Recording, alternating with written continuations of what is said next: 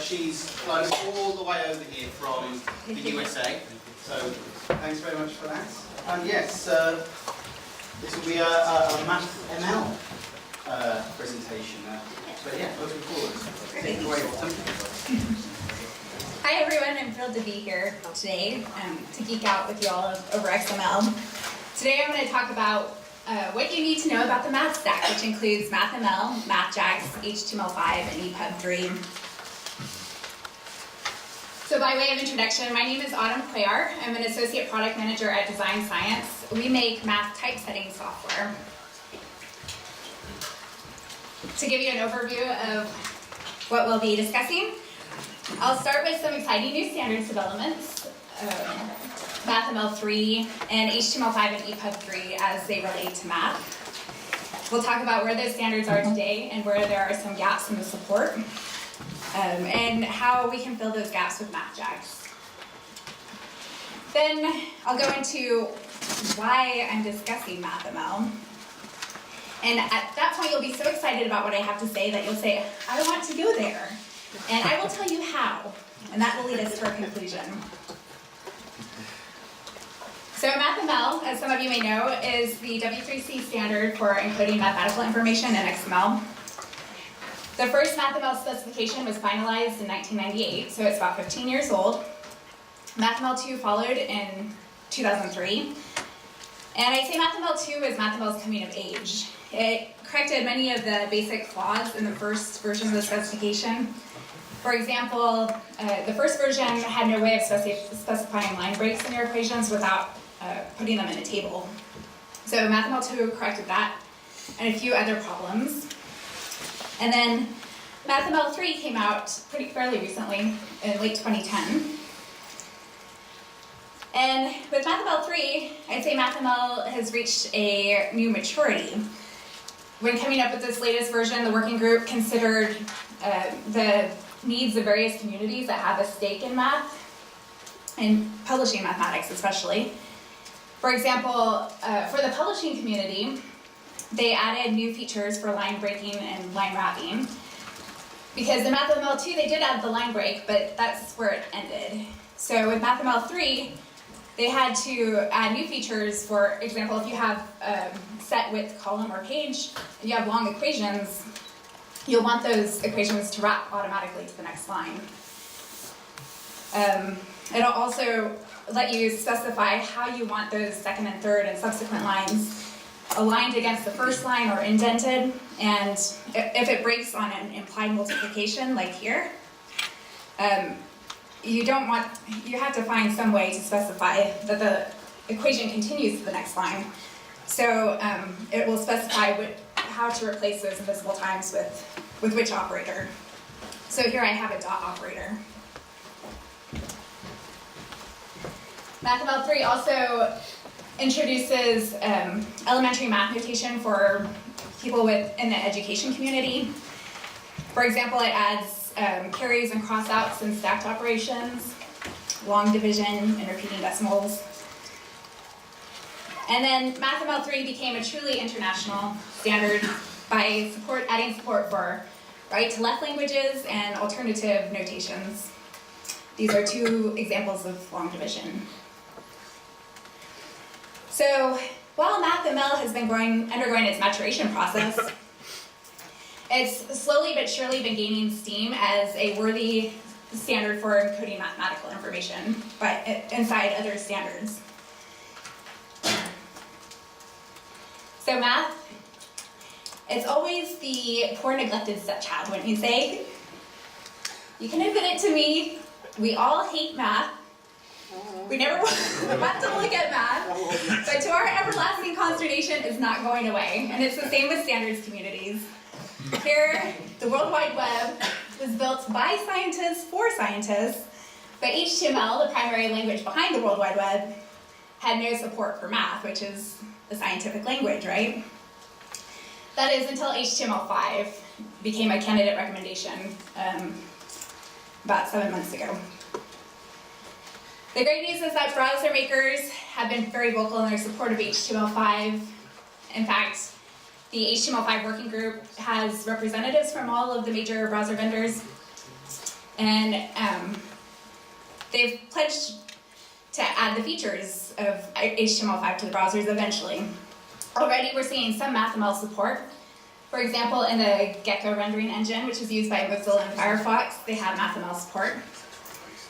WebKit now has MathML support, so you can get MathML into Safari. And then Opera has limited support through cascading style sheets. Now, with regards to ebooks, EPUB 2, some people do not know this, but EPUB 2 allowed you to specify your content in one of two formats. The first, everybody knows, that's XHTML. The second one is DAISY. It's an independently maintained standard for encoding digital talking books. DAISY did include MathML and has for quite a while.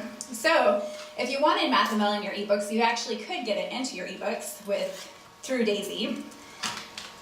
Therefore, IDPF, the standards body behind DAISY, or behind EPUB, wasn't so far behind on the math curve. Or were they? Because as we all know, EPUB equals XHTML.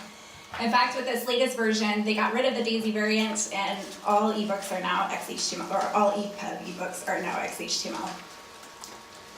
EPUB 3 came out in December of 2011, and it was released with much fanfare. Matt Garish, who wrote a book about EPUB, calls it an exciting new format set to unleash a content revolution in the publishing world. And then Digital Book World proclaimed the future of ebooks is now. The great news is that EPUB 3 is built on HTML5. Many e-readers are built on browser technology. So if the e-reader is built on browser technology, they may already have support for MathML. A primary example of this is the iBooks e-reader, which if you have MathML in your iBooks, they display just beautifully in an iBooks application. So the great news is that with all the enthusiasm for EPUB 3 and HTML5, MathML support is growing. Unfortunately, we still have a lot of gaps. Safari and Opera both have support for MathML, but it's not great. Safari has passed something like 7% of the MathML test suite. Chrome and Internet Explorer, possibly the two most popular browsers, depending on what test you look at, both of those have no native MathML support. And let's be honest, none of us, if we're producing content, none of us like gaps. We don't want to make our audience jump through hoops to get to our content, because we've all been there. We've been on the wrong end of this, where we visited a website and it said something like, this website requires Firefox version 13 or later.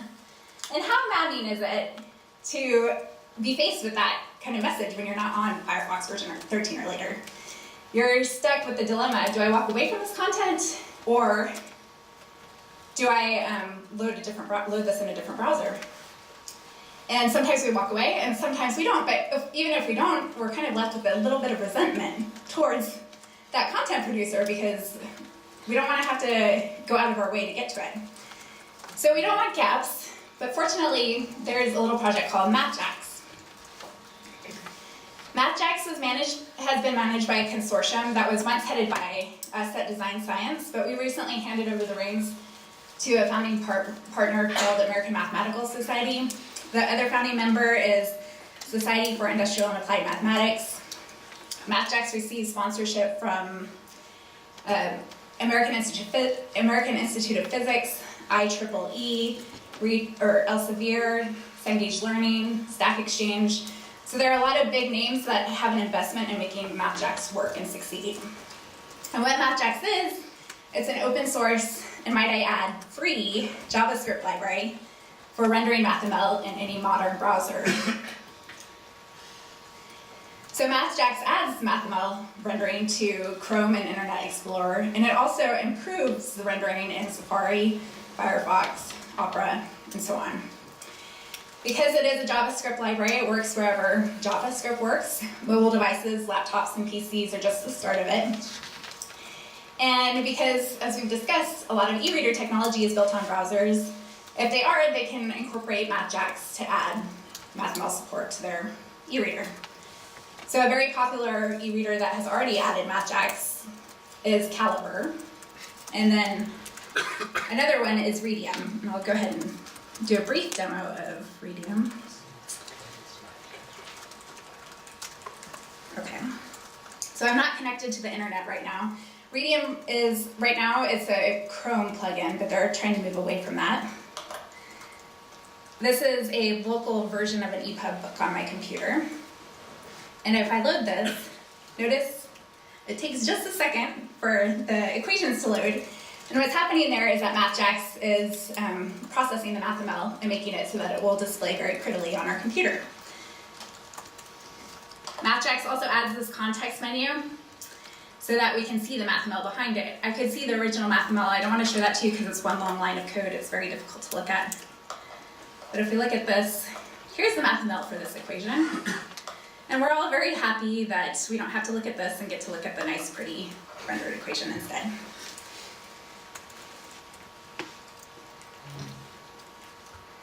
Okay, well, I can tell you're all a little bit underwhelmed. Wow, formulas on a screen. Woo! Listen, Autumn, we can already do that. It's called an image, or tech, or even ASCII. I know there are lots of ways that you can display an image on the screen. So why MathML? Well, I'd say for the same reasons we get excited about HTML5 and EPUB3. With HTML5 and EPUB3, we're excited about embedding media in our pages. With EPUB3, we can add video footage to history books, we can add current poll data to travel books, we can even add audio clips to a book that mentions the lyrics of a song. The possibilities are endless. It's all about enriching your content, doing more with what you have. And it's the same for math by using MathML. So I'll just go into a few examples of why MathML rocks. The first one is searchability. We're living in the information age. Every year, EMC, a company that makes big data and storage systems, puts out a study called the Digital Universe Study that measures the amount of digital data available. By the end of 2012, they had measured 2.5 zettabytes of data available worldwide, and that had doubled in just the 2 previous years. Now, to give you some perspective, if 1 byte is 1 grain of sand, then 2.5 zettabytes is about equivalent to almost 3 times as much as all the grains of sand on all the beaches on Earth. So it's a lot of data out there, and how do we manage that data? How do we get through it? Find anything important out of it? Well, search is the key to navigating through all that information. And a holy grail in the field of mathematics is math search, because there are a wide range of applications that people can see applying it to, from education tools to even finding common patterns between remote disciplines. Most of the projects that have shown any success in the field of math search have used MathML. And 3 examples here are MathDex, EgoMath, and MathWeb Search. Another key feature of MathML is that you can localize it. While math is a universal language and semantically one expression might be the same as the next, sometimes the notation can vary depending on which region you're in. So if you're putting out content worldwide and need to be able to localize your content, that's much easier to do with MathML because you can set up a style sheet to target your content to your audience. Another key feature of MathML is its flexibility. You can easily target a range of devices, from mobile devices to PCs, low resolution displays to retina displays, all with the same MathML. And the key to that is that it renders at load time. So if we, I don't know what I'm doing here. Okay. If we go back to this example and zoom in on these equations, or this page, now if this were an image, it would start to look terrible once you start zooming in further and further, because the more you zoom in, the more the pixelation of the image shows. But with MathML, it's intended for your display, so no matter what the environment is, it's going to look pretty good. And also the same with any XML is that you can use style sheets and it gives you much more power over your presentation. If you have equations that you want to be smaller in a table, like a smaller font size in a table than they are in the main body of the text, that's so much easier to do if you have MathML. The accessibility community favors MathML. And the accessibility community, if you're not aware, is for people with vision and learning disabilities. So NEMIS sets the textbook standard, DAISY, the digital talking book standard that I mentioned earlier. Those are both standards. If you have math in your content, they're required to be in MathML. And part of the reason is that through MathPlayer, which is a free Internet Explorer plugin, several screen readers and Braille translation tools are able to read that MathML.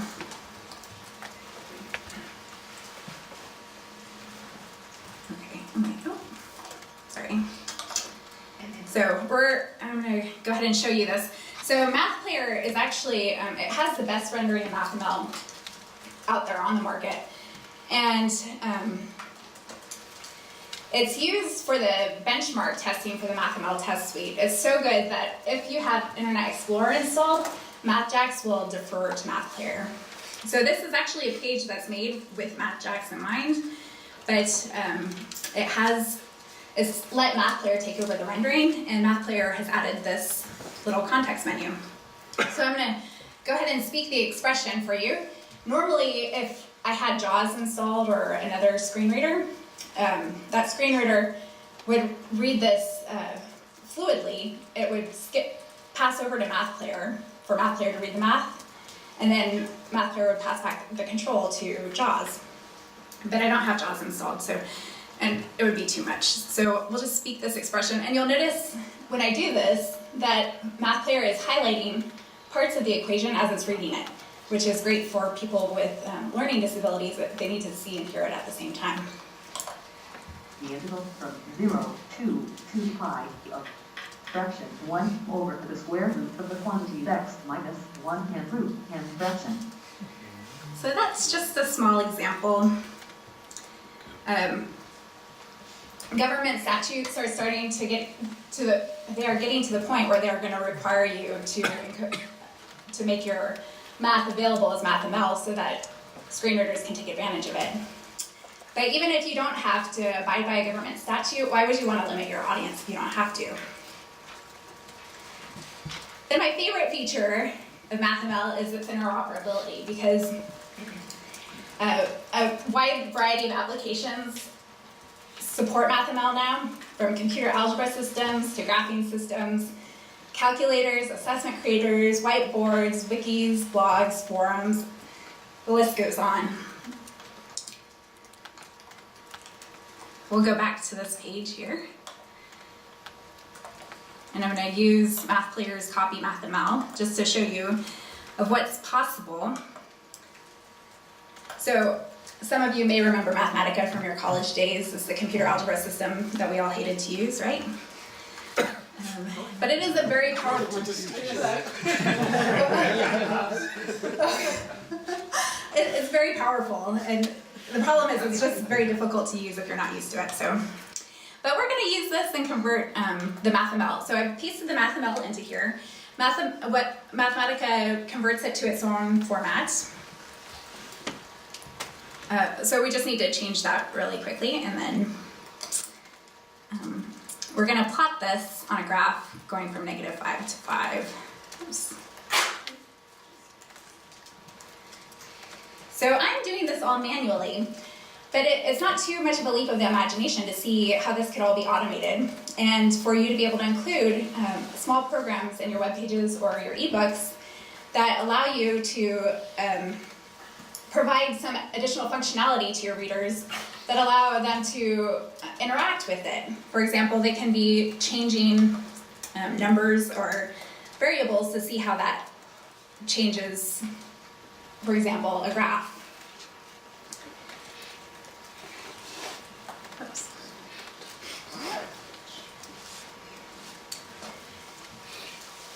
now that you all are as excited as I am about MathML, you're probably wondering how to get there.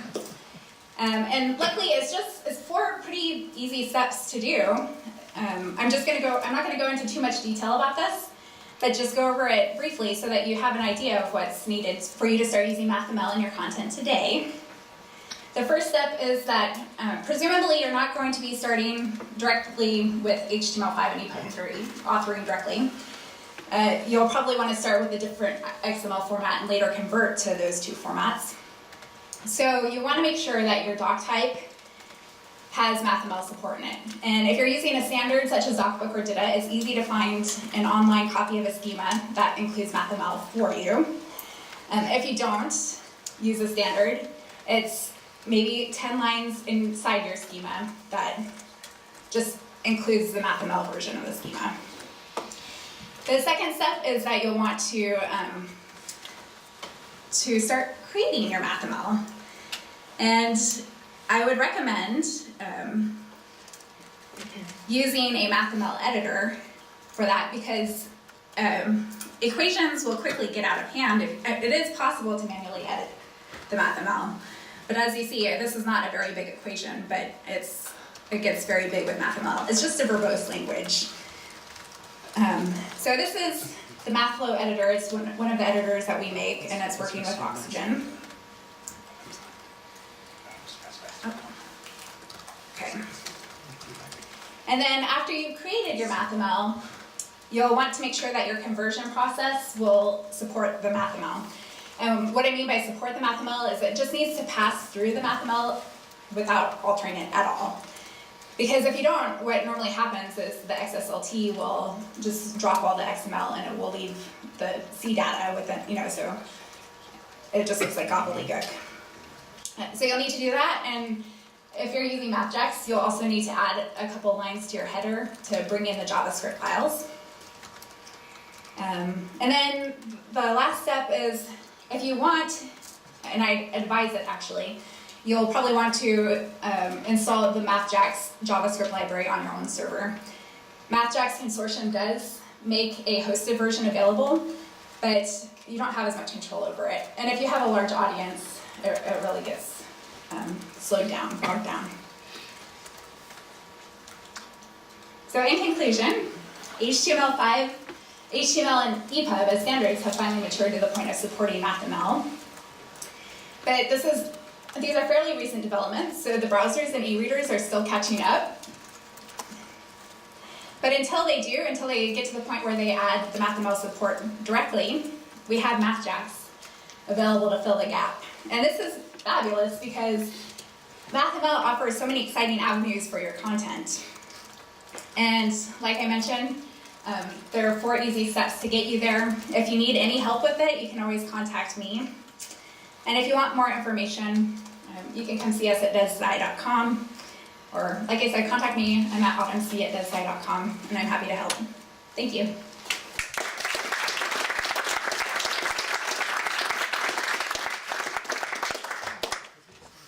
Any questions for Autumn?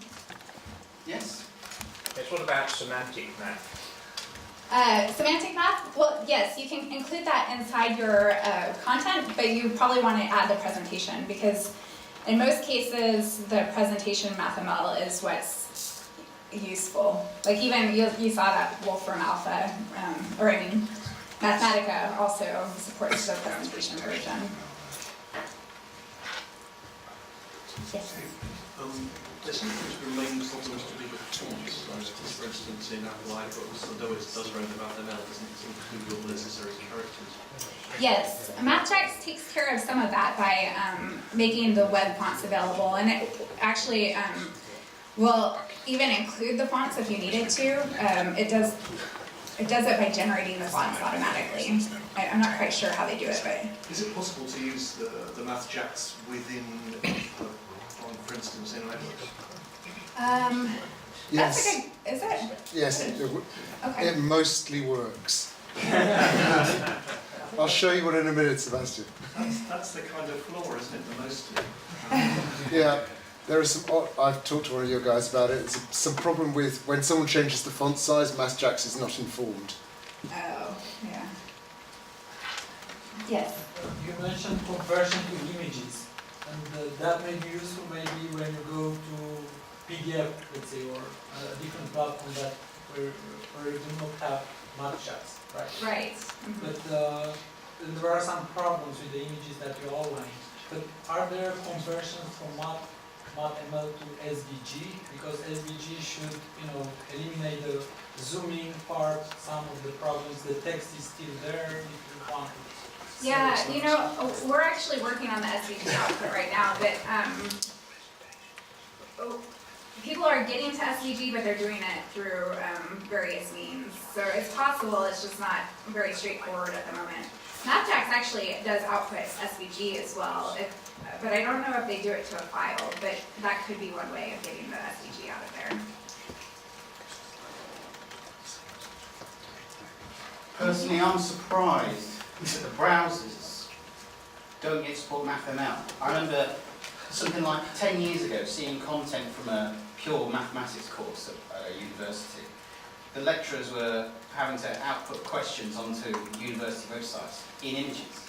And I'm disappointed that now they probably still have to be doing that, whereas with MathJax, they can just output MathML from these tools, and I guess something like Maple, and then just bang that straight on a page, and yeah, well, I think it's really cool. I love it too.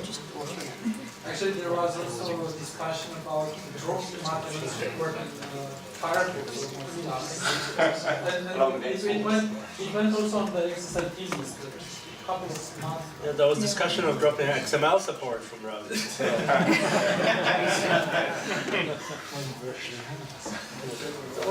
Any more questions for Autumn?